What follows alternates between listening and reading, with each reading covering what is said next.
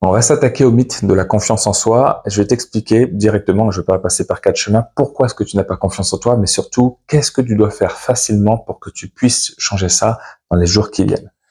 On a une inversion dans la société, et tu vois, je suis hypnothérapeute, j'ai eu un peu plus de 700 personnes maintenant qui sont venues me voir, et à chaque fois, au cours d'une séance, au bout d'un moment, la personne va être amenée à me dire, mais de toute façon, j'ai pas confiance en moi. Et quand j'aurai confiance en moi, alors je pourrai dire non aux autres. Quand j'aurai confiance en moi, je serai libre d'être qui je veux. Quand j'aurai confiance en moi, je pourrai m'habiller comme je veux. Quand j'aurai confiance en moi, je pourrai faire tel projet, etc. Et c'est là où le bas blesse. Et c'est pour ça que tu n'arrives pas à avancer.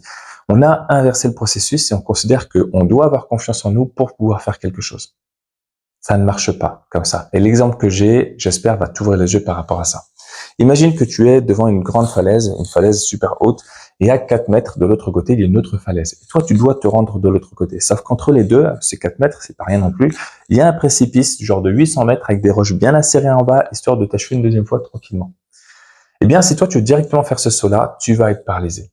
Parce qu'il y a des peurs, parce qu'il y a du doute, parce que tu l'as jamais fait, et tu vas considérer que tu n'as pas confiance en toi. Et c'est un discours que tu vas te répéter. Et tu vas être complètement bloqué là, et ta vie va cristalliser à te répéter ce discours que tu n'es pas capable, que tu n'as pas confiance en toi.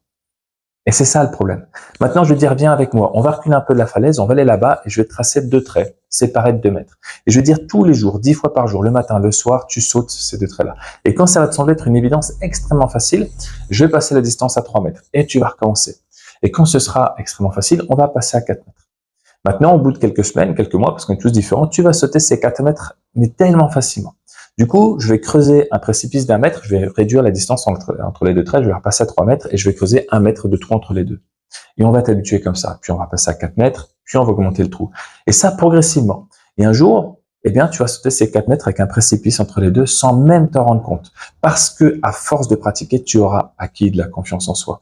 Et c'est ça que les gens ne comprennent pas. On attend d'avoir confiance en nous pour agir, sans comprendre que c'est parce qu'on a agi, parce qu'on s'est raté, parce qu'on s'est entraîné à une échelle correcte, qu'on a acquis confiance en nous. Si tu essayes dès le début de sauter ce précipice-là, c'est normal que tu ne puisses pas agir. La confiance en soi, c'est pas quelque chose qui ouvre toutes les portes. On a confiance en nous dans certains domaines parce qu'on a pratiqué, pas autrement. Et imaginons que j'ai une grande confiance en moi en tant que personne, dans ma valeur et dans mes forces. Ça ne va pas me rendre meilleur ou moins bon qu'un autre dans un domaine que je ne connais pas. Ça va simplement accélérer ma capacité à apprendre parce que je vais pouvoir calquer certaines capacités dans ce domaine-là. Mais je vais être obligé, comme tout le monde, de processer, d'exécuter, d'agir pour pouvoir gagner de la réelle confiance en moi dans ce domaine-là. Et c'est ça qu'on fait plus. On considère dès le départ que quand on est à un endroit, on devrait atteindre directement l'endroit qu'on veut en claquant des doigts. Je ne sais pas pourquoi est-ce qu'on a instauré ça. Et que du coup, vu qu'on n'y arrive pas, c'est qu'on n'a pas confiance en nous. Tu as confiance en toi là où tu as pratiqué, là où tu as exercé. Et à force de te répéter ce discours au bord de la falaise, comme quoi tu es nul, comme quoi tu n'y arrives pas, effectivement, tu as changé cette image-là.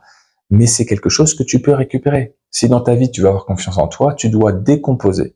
Exactement comme j'aurais décomposé, par exemple, pour sauter ça, et t'exercer encore et encore, et accepter l'idée que tu te plantes. La première fois que tu vas sauter les 3 mètres, eh ben, tu vas te rater. Et alors, si jamais tu as mis les choses en sécurité, ça n'a aucun effet de te rater. Tu es simplement en train de t'entraîner. Et cet entraînement va te donner la confiance que tu as en toi. Avoir confiance en soi, c'est quelque chose qui s'acquiert avec le temps, ce n'est jamais inné. Si cette vidéo t'a apporté des réponses, si c'est un point de vue qui te plaît, n'hésite pas à t'abonner et moi je te dis à bientôt.